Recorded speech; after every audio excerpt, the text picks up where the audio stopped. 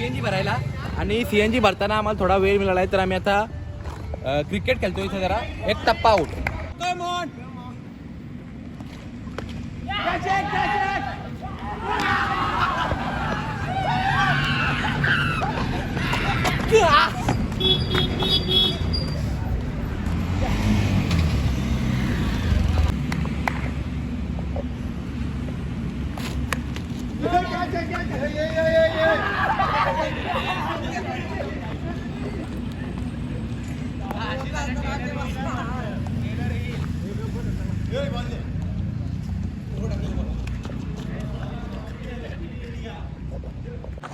तर मित्रांनो आता CNG पंपावर आमचा गेम झालेला आहे.